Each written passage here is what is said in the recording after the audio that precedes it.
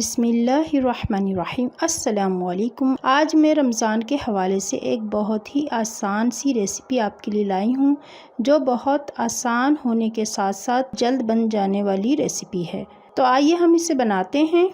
इस रेसिपी को बनाने के लिए मैंने 2 मीडियम आलू लिए हैं। ये दरमियाने साइज़ के आलू लिए हैं मैंने 2, और इसको मैंने छील लिया था। ये देखें, ये कटर है, ये टूल है जिससे हम आलू को आसानी से कट कर सकते हैं, और ये आसानी से बाज़ार में मार्केट में मिल जाता है। तो इसकी मदद से हम इस तरह से आलू के पीसीस करेंगे। ये देखें, इस तरह से बिल्कुल बारीक कर लेने हैं। अगर आपके पास ये टूल या कटर नहीं है तो कोई बात नहीं, हम नाइफ़ की मदद से भी इसको तैयार कर सकते हैं। तो इसके लिए हम आलू को हाफ कर लेंगे इस तरह से, ये देखिए, और नाइफ की मदद से इस पे कट लगा देंगे। इस तरह से कट लगाते जाएंगे, और ये देखें, इसको बिल्कुल बारीक से हमें काट लेना है। बिल्कुल बारीक बारीक काटना है, मोटा नहीं रखना। जितना बारीक करेंगे उतना ही ये मज़े के और क्रिस्पी तैयार होंगे। तो ये हम इसको बिल्कुल बारीक काट लेंगे। ये देखें, मैं बिल्कुल बारीक करती जा रही हूँ। ये देखें, इस तरह से मैंने इसको तैयार कर लिया है, और ये देखें, ये तैयार हो चुके हैं। तो इसको बिल्कुल बारीक करना है, तो तभी ये अच्छे और क्रिस्पी बनेंगे।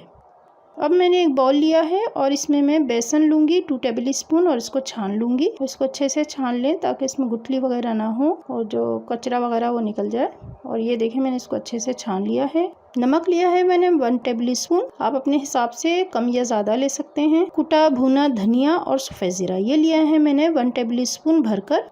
कुटी लाल मिर्च 1 table spoon, chaat masala ½ tea spoon. ये सब चीज़ें हम डाल के इसको अच्छे से मिक्स कर लेंगे। अब मैं इसमें एक और चीज़ ऐड करूँगी, जो है चावल का आटा, राइस पाउडर। तो ये लेंगे हम यहाँ पर 2 टेबल स्पून भरकर। अगर चावल का आटा नहीं है, राइस फ्लोर नहीं है, तो इसकी जगह हम कॉर्न फ्लोर भी डाल सकते हैं। इसको डालने से ये क्रिस्पी बनते हैं और बहुत ही मज़े के बनते हैं।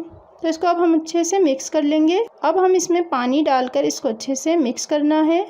तो इस तरह से, ये देखें, ज़्यादा पानी नहीं डालना है, हमें इसको गाढ़ा बनाना है। इसका गाढ़ा सा बैटर तैयार करना है, थिक बनाना है, इसको पतला बिल्कुल नहीं करना। और इसको अच्छे से मैंने मिक्स कर लिया है। अब आलू जो हमने क्रश करके रखे हैं वो इसमें डालकर मिक्स कर लेंगे, अच्छे से मिक्स कर लेंगे इसको। और ये देखें, ये तैयार हो चुका है। पैन में अब मैं डीप फ्राई के लिए ऑयल डालूँगी। इतना डालना है कि ये डीप फ्राई हो जाएं। तेल ज़्यादा गर्म नहीं करना, मुनासिब रखना है, वरना ये जल जाएंगे। और ये देखें, हमने पानी कम ही डाला था, लेकिन फिर भी इसमें ये पानी है, क्योंकि आलू ने भी अपना पानी छोड़ा है, तो इसलिए हम पानी इसमें कम डालते हैं। अब इसको फ्राई करते जाएंगे इस तरह से। ये देखें, जिस तरह से हम बेसन के पकोड़े बनाते हैं, बिल्कुल इसी तरीके से हम इसको फ्राई कर लेंगे। और ये देखें, रमज़ान के लिए या शाम की चाय के लिए अचानक मेहमान घर में आ जाएं, तो इसके लिए बहुत ही मज़ेदार रेसिपी है। फ़ौरन से ये बना लें, झटपट ये रेसिपी तैयार हो जाती है। तो इसको बनाना बहुत ही आसान है। और ये देखें, इस तरह से लाइट ब्राउन करते जाएंगे। ये एक साइड से हो गए, तो इसको मैं पलट दूँगी, और दूसरे साइड से भी हम इन तमाम को इस तरीके से पलटते हुए दूसरे साइड से भी इसको लाइट ब्राउन कर लेंगे। तो ये देखें, इस तरह से इसको फ्राई करते जाएंगे। अब वीडियो को लाइक करना तो बनता है। अगर आपने अभी तक वीडियो को लाइक नहीं किया है तो बराए मेहरबानी वीडियो को लाइक कर दीजिए, साथ ही शेयर भी कर दीजिए।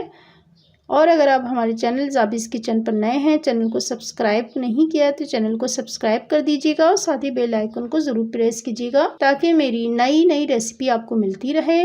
और रमज़ान के हवाले से मैं इंशाअल्लाह बहुत जल्दी रेसिपी डालती रहूँगी, तो इसके लिए ज़रूरी है कि आप बेल आइकन को ज़रूर प्रेस कीजिएगा। ये देखिए, मैंने फ्राई कर लिए हैं, और ये देखिए फ्राई हो चुके हैं। मैं इसको डिश आउट करूँगी, और ये लीजिए, बहुत ही टेस्टी और क्रिस्पी पोटैटो तैयार हो चुके हैं। तो इसको चटनी या केचप के साथ सर्व कीजिए। तो इसको ज़रूर ट्राई कीजिएगा, इंशाल्लाह ये रेसिपी सबको बहुत पसंद आएगी। अब मैं इजाज़त चाहूँगी, अपना बहुत बहुत ख्याल रखिएगा, दुआओं में ज़रूर याद रखिएगा। अगली वीडियो तक के लिए अल्लाह हाफिज़, अल्लाह निगहबान।